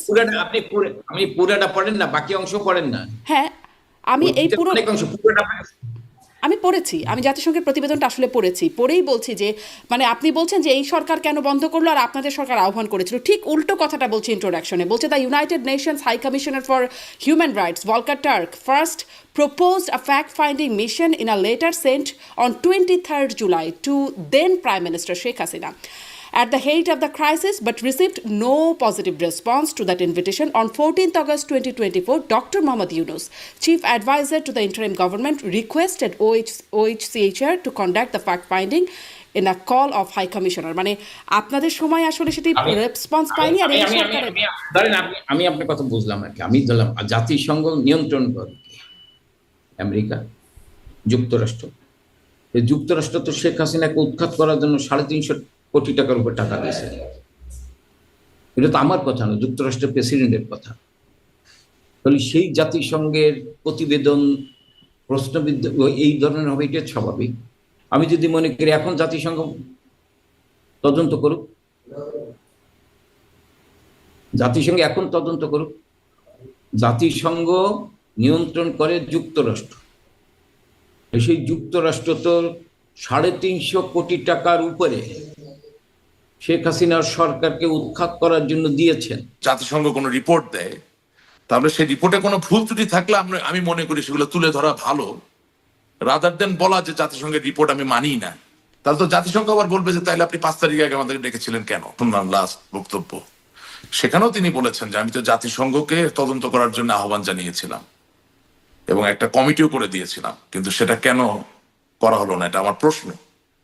তাহলে এই কথাটা যদি সত্য হয়, তাহলে তার মানে আপনি তো জাতিসংঘের উপর আস্থা রেখেছিলেন 5 আগস্টের আগে। তাহলে এখন যদি জাতিসংঘ কোনো রিপোর্ট দেয়, তাহলে সেই রিপোর্টে কোনো ভুল ত্রুটি থাকলে আমি মনে করি সেগুলো তুলে ধরা ভালো, রাদার দেন বলা যে জাতিসংঘের রিপোর্ট আমি মানি না। তাহলে তো জাতিসংঘ আবার বলবে যে তাইলে আপনি 5 তারিখ আগে আমাদের ডেকেছিলেন কেন। তাহলে কোনো একটা উত্তর তো আপনাকে দিতে হবে, কোনো একটা জায়গায় তো আপনাকে দাঁড়াতে হবে। আপনি যদি জাতিসংঘ, এটা আমি কয়েকদিন মানে বিগত প্রোগ্রামে আওয়ামী লীগ নেতারা যখন এসেছেন, আমি 2টা প্রোগ্রামে উল্লেখ করেছি, জাতিসংঘ বলছে যে জাতিসংঘই বরং আবেদন করেছে, কিন্তু সেটিকে সরকারের পক্ষ থেকে তাদের আবেদনে সাড়া দেওয়া হয়নি ডক্টর ইউনূসের সরকার আসার পরে। আমাকে তো জননেত্রী শেখ হাসিনার কথা বিশ্বাস করতে হবে, আমি তো আওয়ামী লীগের কর্মী। উনি ওনার বক্তব্যে বলেছেন যে উনি জাতিসংঘকে তদন্ত করার জন্য আহ্বান করেছিলেন। কেন করেছিলেন? কারণ উনি জাতিসংঘের উপর আস্থা রাখেন। তাহলে আমাদের নেত্রীর কথা যদি সত্য এবং সঠিক ধরে নেই, তাহলে এরপরে জাতিসংঘের যে তদন্ত প্রতিবেদন, সেটাকে আমি ফেলে না দিয়ে আমাকে বলতে হবে যে অমুক জায়গায় ত্রুটি হয়েছে, অমুক জায়গায় আরো দেখার ব্যাপার আছে। মানে ডিপ্লোমেসির তো একটা ভাষা থাকে, আপনি ক্যান্সেল আউট করবেন কিভাবে, সেই জায়গাটা আপনাকে সিদ্ধান্ত নিতে হবে। কারণ আমরা নিজেরাই তো জাতিসংঘের তদন্ত চেয়েছিলাম, নেত্রী কিন্তু আমিনুল ইসলাম আমিন যে ভিডিওগুলো হয়তো স্পেশালি কেন? চোখে পড়ছে, হয়তো কেন? ধরুন আবু যেখানে- সাইদকে যেভাবে বা ইয়ামিনকে যেভাবে একদম এই গুলিগুলো তো Okay, আমরা আপনি দেখছিলাম। ভালো পয়েন্ট আসছেন শারমিন। আবু সাইদ, আপনি বলুন, আবু সাইদ আমি তর্কের খাতিরে ধরে নিলাম, আমি তো যেটা তদন্ত হোক, প্রধানমন্ত্রী বলেছেন তদন্ত হোক, তাকে বিনা ময়না তদন্তে কেন দাফন করা হলো? আবু সাইদের গায়ে গুলি লেগেছে বিকাল 3:30টায়, রাত 8টা পর্যন্ত তার লাশ কেন হসপিটালে নেওয়া হলো না? এবং সোশ্যাল মিডিয়ায় যে কিন্তু ভিডিও, পুলিশকে আমি তার আসলে ঘাড়ের পুলিশের ভূমিকা পেছনে নিয়ে আঘাত কথা করা বলছি। হয়েছে। পরের ঘটনাগুলো এগুলো হয়তো তদন্ত কোনোদিনও হবে বা আদৌ আসলে হবে না। পুলিশ কেন এরকম গুলি করলো? কেন পুলিশ ইয়ামিনকে গুলি মানে এভাবে করে প্রিজন ভ্যান থেকে ফেলে দিল, বা ওই যে পুলিশের ছেলে তাকে পুলিশ না, আমার point blank আমার গুলি বক্তব্য করলো। খুব ক্লিয়ার। আমি আগেও যে জায়গায় ছিলাম এখন সেই জায়গায়। পুলিশ কেন এই হত্যাকাণ্ডে পুলিশের বাড়াবাড়ি থাকলে অবশ্যই তাদেরকে আইনের আওতায় আনতে হবে, এটা ছাড় দেওয়ার কিছু নেই। অবশ্যই এটা যে হোক, যত বড় অফিসার হোক। কিন্তু আবু সাইদ বা মুগ্ধর বাবা নিজে বলছে আমার ছেলে পুলিশের গুলিতেও মারা যায়নি, পানি খাওয়া দিকেও মারা যায়নি। আমি একটা টেলিভিশনে তার বাবার একটা সাংবাদিক সম্মেলন দেখছিলাম, বলেছে। সাথে সাথে তার সামনে থেকে মাইকটা সরিয়ে তাকে উঠিয়ে নেওয়া হোক। কেন? কারামাল মুক্তকে তদন্ত হোক, তারপরে বেরিয়ে আসবে এই হত্যাকাণ্ডের দায় কি শেখ হাসিনার, নাকি যারা লাইভে এসে টেলিভিশনে বলেছিল যে আমরা যদি পুলিশ হত্যা না করতাম, আমরা যদি এনায়েতপুর থানা জ্বালিয়ে না দিতাম, 13 জন পুলিশ না জনাব মারতাম, আমিনুল ইসলাম আমরা আমিন, যদি মেট্রোর আগুন না দিতাম, যে- আমরা যদি টেলিভিশন বঙ্গন না বাঁধতাম, তাহলে মানে এই আন্দোলন হতো না। তাহলে দায় আপনি আরো খুনের কারো থাকতে দায়- পারে। খুনের দায় গর্ব করে বলবো আই এম দ্য কিলার, আমি খুন করছি, আর আপনারে খুন হিসাবে বিচার করব, খুন হিসাবে আমি আপনাকে অভিহিত করব, এটা কি ন্যায় বিচার? আমরা ব্রিগেডিয়ার শাখাওয়াতের কথাও মাঝখানে অনেক আলোচনা তৈরি হয়েছে যে কারা সেই সিভিলিয়ান যারা 7.62, মানে এগুলো অনেক সন্দেহের জায়গা থাকতে পারে। কিন্তু আমরা যেগুলো একদম চোখে দেখলাম যে বিষয়গুলো, এবং যেটা আমরা কানে শুনলাম, সাবেক প্রধানমন্ত্রী বলছেন লেথাল ওয়েপন ব্যবহার করতে। তিনি বলছেন যে যেখানে সোজা গুলি করতে হবে গ্যাদারিং দেখলে, এখন উপর থেকে করাচ্ছে এরকম একটা কথা সেখানে ছিল, কিন্তু লেথাল ওয়েপন ওপেন নির্দেশনা দেওয়া আছে, তিনি বলছিলেন ফোনের অপর প্রান্তকে। এইটা তো উনি খুব স্পষ্ট করে বলেছেন। এখন তো আপনি এআই এর মাধ্যমে ভয়েস ক্লোনিং করা থেকে শুরু করে যে কোনো কিছু করা যায়, কিন্তু স্পষ্ট করে গতকাল ইন্টারভিউতে বলেছেন আমি এরকম নির্দেশনা কাউকে দেইনি।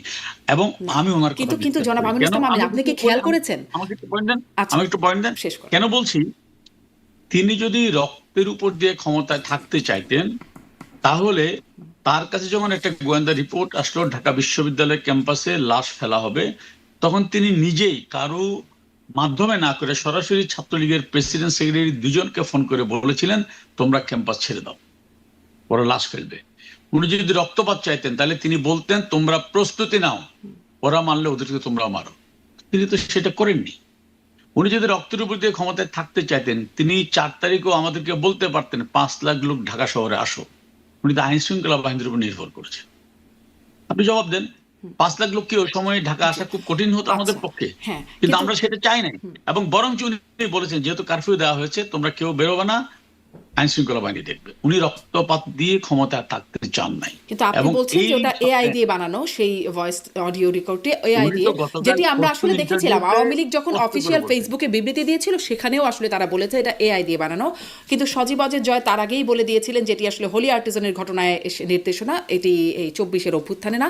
কিন্তু তিনি এখন যেই সাক্ষাৎকার সেখানে তিনি বলছেন, তিনি কিন্তু বলছেন না এটি এআই দিয়ে বানানো, তিনি কিন্তু বলছেন এটি তিনি বলেন নাই, তিনি বলছেন তিনি বলছেন এটি টেকে ক্ষমতায় বসানোর জন্য। এবং আওয়ামী লীগের যারা দস্যু রয়েছে তাদেরকে নানাভাবে দেশে এবং দেশের বাইরে সাহায্য এবং সহযোগিতা করার জন্য যে সকল কর্মকাণ্ড করছে, তা এক কথায় ডক্টর মোহাম্মদ ইউনূসের সঙ্গে বা তার সরকারের সঙ্গে মারাত্মক বেইমানি, মারাত্মক অসহযোগিতা। কিভাবে সেই বিষয় নিয়ে আলোচনা করব? আমরা যারা প্রথম থেকে বলে আসছিলাম যে ডক্টর মোহাম্মদ ইউনূসের আগমন, এটার পেছনে একটা ম্যাটিকুলাস ডিজাইন, যেটা ডক্টর মোহাম্মদ ইউনূস নিজে বলেছেন। এটার পেছনে মাস্টার মাইন্ড আছে, একাধিক মাস্টার মাইন্ড। এরকম কয়েকজন মাস্টার মাইন্ড সম্পর্কে ডক্টর মোহাম্মদ ইউনূস নিজে বলেছেন এবং আন্তর্জাতিক অঙ্গনে তাদেরকে উনি তাদেরকে পরিচয় করে দিয়েছেন। আওয়ামী লীগ সরকার পতনের পেছনে দেশি এবং বিদেশি বিভিন্ন চক্রান্ত রয়েছে, এটা রীতিমতো ওপেন সিক্রেট। আমরা দেশের ভিতরে থেকে টুকটাক বলছি এবং দেশের বাইরে থেকে আরো উলঙ্গভাবে বিভিন্ন মানুষ বলার চেষ্টা করছেন। এখানে সেই যে আন্তর্জাতিক খেলোয়াড় জর্জ সরোজ, যিনি মার্কিন ডিপ স্টেটের পক্ষে বিভিন্ন দেশের সরকার পরিবর্তনের জন্য বিনিয়োগ করেন, তারপর সেই সরকারের পতন হলে যারা ক্ষমতা আসে তাদের কাছ থেকে সেই জগৎ শেঠের মতো কয়েকশো গুণ অর্থ আদায় করেন। তো বাংলাদেশ এরকম জর্জ সরোজের বিনিয়োগ ছিল, এই কথা সবাই সমালোচনা করছেন। বিশেষ করে তার ছেলে যখন বাংলাদেশে এলো এবং ডক্টর মোহাম্মদ ইউনূসের সঙ্গে দেখা করলেন, তখন আমরা ধরে নিলাম যে ডালমেকুস কালা হায়। ডক্টর মোহাম্মদ ইউনূসের সরকারের সঙ্গে ইউরোপীয় ইউনিয়ন, পশ্চিমের বিভিন্ন শক্তিবর্গ, বিভিন্ন এনজিও, দাতা সংস্থা, বিশ্ব ব্যাংক, IMF, তারপর আমেরিকার বিভিন্ন থিঙ্ক ট্যাঙ্ক থেকে শুরু করে ক্লিন্টন পরিবার, বিল ক্লিন্টন পরিবার, তার সঙ্গে সঙ্গে জো বাইডেন প্রশাসন, সবাই তাকে সহযোগিতা করেছেন। এটা আমরা বিশ্বাস করেছি, আর আগামীতে করবেন আমাদের এই ভরসা ছিল। এবং আমরা তো জানি যে জাতিসংঘ বলতেই আমেরিকার একটি অঙ্গ সংগঠন। আমেরিকা যা চায় জাতিসংঘ তাই করে, জাতিসংঘ যা করে তা মূলত আমেরিকারই কাজ। কোনো একটা দেশের যুদ্ধ বাঁধাতে হলে সেখানে জাতিসংঘের নিরাপত্তা পরিষদ দিয়ে, সাধারণ পরিষদ দিয়ে, জাতিসংঘের যে মানবাধিকার কমিশন সেটা দিয়ে, এরপর জাতিসংঘের অন্যান্য যে সকল প্রতিষ্ঠান রয়েছে, যারা সেই যেমন UNHCR, তারপর মার্কিন যুক্তরাষ্ট্র এবং জাতিসংঘের যে সকল আর্থিক প্রতিষ্ঠান রয়েছে, সেগুলো দিয়ে তারা বিভিন্ন দেশে নানা রকম কর্মকাণ্ড চালায়। তো ডক্টর মোহাম্মদ ইউনূস ক্ষমতা আসার পর আমরা এরকম অনেকগুলো প্রতিষ্ঠানের অসাধারণ কতগুলো তৎপরতা দেখতে পেলাম। বিশ্বব্যাংক খুবই ইতিবাচক মনোভাব দেখালো 2024 সনের সেই প্রথম 4 মাস। IMF এতটা কোঅপারেটিভ হলো সেই 2024 সনের প্রথম 3 মাস। অবস্থা দৃষ্টি মনে হলো যে IMF যে আওয়ামী লীগ জমানাতে যে ঋণগুলো দেওয়ার ব্যাপারে প্রতিশ্রুত ছিল এবং সেখানে প্রায় 3টি ঋণের কিস্তি তারা ছাড় করেছিল, ডক্টর মোহাম্মদ ইউনূসের জমানাতে তারা ইমিডিয়েটলি সমস্ত কিস্তিগুলো শুধু দেবেই না, আরও নতুন হয়তো 10 বা 15 বিলিয়ন ডলার তারা দিতে পারে। আর বিশ্বব্যাংক হয়তো 40-45 বিলিয়ন ডলার দেবে, চায়না থেকে 100 বিলিয়ন ডলার পাওয়া যাবে, ইত্যাদি ইত্যাদি মিলিয়ে আমরা প্রায় 200 বিলিয়ন ডলারের দেশি বিদেশি সাহায্য, গ্র্যান্ট, ঋণ এগুলোকে আশা করেছিলাম। কিন্তু পরবর্তীতে দেখা গেল যে 200 বিলিয়ন ডলার তো দূরের কথা, 2 বিলিয়ন ডলারও আসছে না। বরং আওয়ামী লীগ জমানাতে যে সকল চুক্তি ছিল, সেই চুক্তির অধীনে যে সকল ঋণ আসার কথা ছিল, সেই সকল ঋণের বিরাট অংশ ফেরত চলে গেল। যে সকল সাহায্য এবং ভর্তুকি হিসেবে অর্থ বরাদ্দ ছিল বিভিন্ন আন্তর্জাতিক সংস্থার, প্রকল্প বাস্তবায়নে ধীরগতির কারণে সে সকল অর্থ চলে গেল এবং এটা 2025 সন থেকে এই গজব শুরু হয়ে গেল। যখন রোহিঙ্গাদের বিষয়টি আসলো, দেখলাম আমরা জাতিসংঘ মহাসচিব এলেন, তিনি পাঞ্জাবি পরে সেই ইফতার পার্টিতে অংশগ্রহণ করলেন রোহিঙ্গাদের মধ্যে, লক্ষ লক্ষ রোহিঙ্গাদের মধ্যে, এবং তিনি ঘোষণা করলেন যে আগামী যে ঈদ উল ফিতর, ওখানে ডক্টর মোহাম্মদ ইউনূস চট্টগ্রামের আঞ্চলিক ভাষায় বক্তব্য দিলেন যে এই ভাষার সঙ্গে রোহিঙ্গাদের ভাষার যথেষ্ট মিল রয়েছে। তো সেখানে তিনি খুব দৃঢ়তার সঙ্গে বললেন যে আগামী ঈদ মানে এই যে 2026 সনের যে ঈদ, এই ঈদের উৎসবটি রোহিঙ্গারা তাদের নিজ দেশে গিয়ে করতে পারবেন। আমরা তো মহাখুশি, যেখানে মহাসচিব এসেছেন জাতিসংঘের, যেখানে আমাদের ডক্টর মোহাম্মদ ইউনূস এই কথাবার্তা বলেছেন, এরপর তো কথা থাকে না। কিন্তু পরিস্থিতি দেখা গেল যে উল্টো হয়ে গেল। একজন রোহিঙ্গা সেখানে যায় তো গেলই না, উল্টো আরো প্রায় 3 থেকে 3.5 লাখ নতুন রোহিঙ্গা আমাদের বাংলাদেশে অনুপ্রবেশ করলো এবং সীমান্তের ওপারে আরো প্রায় 3-3.5 লাখ রোহিঙ্গা নোম্যান্স জোনে বা কাছাকাছি জায়গাতে তারা অপেক্ষা করছে বাংলাদেশে ঢোকার জন্য। এবং আন্তর্জাতিক সংস্থা এমনকি জাতিসংঘ চেষ্টা করছে এই বাংলাদেশে বাকি রোহিঙ্গাদেরকে ঢুকিয়ে দেওয়ার জন্য। এটা রীতিমতো আত্মহত্যার মতো, রীতিমতো বেঈমানি। তো যেটা বলছিলাম, প্রথম দিকে এরকম যাকে বলা হয় বন্ধুত্বের ছল দেখিয়ে, তারপরে ছলনা করে, এরপরে লোভ দেখিয়ে, লালসা দেখিয়ে তারা এই বাংলাদেশ থেকে কি অর্জন করতে চেয়েছিল বা তাদের কি উদ্দেশ্য ছিল আমরা বলতে পারবো না। কিন্তু ইদানিং যেটা হচ্ছে যে পুরো জাতিসংঘ এবং আমেরিকা বলতে গেলে এই সরকারের সঙ্গে তাদের সেই আগের সেই দহরম মহরম সম্পর্ক তো নেই, বরং উল্টো আচরণ করছেন। এখন তারা অন্তর্ভুক্তিমূলক নির্বাচন, স্পষ্টতই তারা আওয়ামী লীগকে চাচ্ছেন যে এই নির্বাচনে আওয়ামী লীগ অংশগ্রহণ করুক। এই কথা ডক্টর মোহাম্মদ ইউনূস যখন শুনছেন, এনসিপি নেতৃবৃন্দ যখন শুনছেন, জামাতের লোক যারা এই জুলাই আগস্ট বিপ্লবের মূল মাস্টার মাইন্ড ছিলেন, এটি তাদের জন্য ভীষণ রকম অপমান, এত কষ্ট, এত বেদনা, যেটি আসলে মানুষ, আমি কখনো গলায় দড়ি দেইনি, আমার মানে ওই ধরনের কখনো সুযোগ সুবিধা হয়নি। এমনকি যারা গলায় দড়ি দিয়ে মরেছে তাদেরকে আমি কখনো দেখিনি। আর যারা গলায় দড়ি দিতে চেয়েছিল, আমার তাদের সঙ্গে মানে কখনো আলাপ আলোচনা হয়নি। ফলে গলায় দড়ি দেওয়ার আগে একটি মানুষের মনে কী ধরনের কষ্ট বেদনা হয় আমি এটা বুঝি না, কিন্তু আমি এটা স্পষ্ট তো বুঝি যে এই মুহূর্তে আওয়ামী লীগ নিয়ে যদি কোনো কথা বলা হয় তাদের পক্ষে, জাতিসংঘের পক্ষ থেকে, আমেরিকার পক্ষ থেকে, তারপর যাকে বলা হয় যে আওয়ামী লীগকে নিয়ে নির্বাচন করতে বলা হয়, আওয়ামী লীগের মানবাধিকার নিয়ে কথা বলা হয়, শেখ হাসিনার বিচারের সেই সুষ্ঠুতা, বিচারের স্বচ্ছতা ইত্যাদি নিয়ে যখন প্রশ্ন করা হয়, এটা অনেকটা হেমলক পান করা, মানে বিষ পান করার মতো, বা গলায় দড়ি দিয়ে মরার আগে মানুষের যে দুঃখ হয়, এরকম দুঃখের যে কোনো অংশে কম বলে আমার কাছে মনে হচ্ছে না। এটা কি ধরনের কথা যে কাজগুলো আমেরিকা এখন করছে? অতিরিক্ত পশ্চিমারা এখন বাংলাদেশের ঘরে ঘরেও আসছে, ইউরোপীয় ইউনিয়নের যারা লোকজন তারা আসছে যে জাতীয় পার্টিকে মানে অপমান করার জন্য। এখানে গণ অধিকার পরিষদকে সেখানে মানে সুযোগ দেওয়া হলো কিনা আমি বলতে পারবো না, কিন্তু গণ অধিকার পরিষদ, নুরুল হক নুরু একজন ভদ্রলোক মানুষ, সবসময় দেখেন পাঞ্জাবি পরেন, উনি কখনো সেই জিন্স প্যান্ট পরে, মানে মাস্তানি ঠিক নাই, এই যে অ্যাবসলিউটলি পলিটিক্যাল পার্সন। বা তার সাথে যে রাশেদ আছে, সেও পলিটিক্যাল, একেবারে ভদ্রলোক, দেখতে শুনতে ভদ্রলোক, কথাবার্তা নরম। তো তাদেরকে দিয়ে বা তারা কেন জাতীয় পার্টির অফিস দখল করতে গেলেন, জাতীয় পার্টির অফিস ভাঙতে গেলেন, এবং সেখানে কি একটা অপ্রতীকের অবস্থা হলো, মানে যে পরিমাণ গণ অধিকার পরিষদের নেতাকর্মীদেরকে পেটানো হলো, মারাত্মকভাবে আহত করা হলো নুরুল হক নুরুকে। এইগুলো আমার কাছে মনে হচ্ছে একটা ফাঁদ, পশ্চিমাদের একটা ফাঁদ, পরিস্থিতি গণ্ডগোল করার। এবং সেই কাজ করে জাতীয় পার্টিকে একটা সহানুভূতি দিয়ে দেওয়া হলো, আবার গণ অধিকার পরিষদকে তাদের যে গণতান্ত্রিক যে একটা পরিচয় ছিল সেই পরিচয়টা কালিমালিপ্ত করা হলো।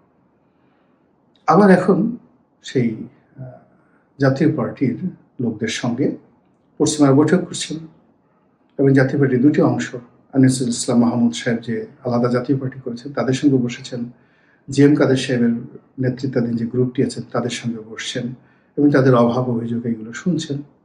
ওদিকে সজীব ওয়াজেদ জয়, আওয়ামী লীগের অন্য সকল যে সকল নেতৃবৃন্দ রয়েছেন, বিশেষ করে তরুণ প্রজন্ম, প্রতিনিয়ত তাদের সঙ্গে পশ্চিমাদের বৈঠক হচ্ছে, তারা পশ্চিমা গণমাধ্যমে কথা বলছেন, বিশ্ব গণমাধ্যম তাদেরকে যেভাবে লাইমলাইটে নিয়ে আসছে, এর পেছনে নিঃসন্দেহে আমেরিকার একটি হাত আছে।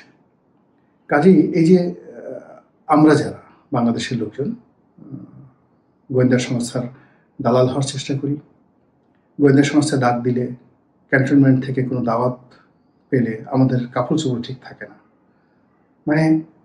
মানে ডাক দিয়েছে আমাদেরকে যেতে হবে, তো আমি জাঙ্গা হয়তো পরিনি, পাঞ্জাবি পরে দৌড় দিলাম, গেঞ্জি পরিনি, এইরকম একটা যাকে বলা হয় আমাদের মধ্যে উদ্গ্রীব। যমুনা থেকে ডাক দিয়েছে, ডক্টর মোহাম্মদ ইউনূসের অফিস থেকে টেলিফোন এসেছে, বঙ্গভবন থেকে টেলিফোন এসেছে, বা ধরুন বিএনপি অফিস থেকে একটা ডাক আসছে মনোনয়নের জন্য। পাগল হয়ে যাচ্ছে মানুষ, কাণ্ডজ্ঞান হারিয়ে ফেলছে। তো এই যে যখন অনাহূত, মানে আমার যে যোগ্যতাটা নেই, এরকম একটা বিষয় আমাকে দেওয়া হলো, একটা উপহার, বা যে কাজটি করার সামর্থ্য আমার নেই, ইনঅ্যাবিলিটি, অথচ সেই কাজটির দায়িত্ব আমার উপর অর্পণ করা হলো, যেটি আমার প্রাপ্য নয়, বা যেখানে আমার উপস্থিতি কাম্য নয়, অথচ সেখানে আমাকে ডাকা হলো। তো আত্মমর্যাদা বোধ থাকলে কোনো মানুষ সেখানে যায় না। সাধারণত ব্যক্তিত্বহীন, লোভী, চরিত্রহীন, ধুরন্ধর প্রকৃতির লোকদেরকে সাধারণত এই বিদেশি যারা এজেন্ট রয়েছেন, সাম্রাজ্যবাদী শক্তির যারা দোসর রয়েছেন, তারা এদেরকে খোঁজেন। আপনি চিন্তা করুন যে লর্ড ক্লাইভ খুঁজে খুঁজে কিন্তু মির্জাফরকে পেয়েছে, ঘসী বেগমকে পেয়েছে, তারা কিন্তু মোহনলালের কাছে যেতে পারেনি। তারা ওই যে ফরাসি একজন জেনারেল ছিলেন, তার কাছে যেতে পারেনি, শিমফ্রে, তার কাছে যেতে পারেননি। তো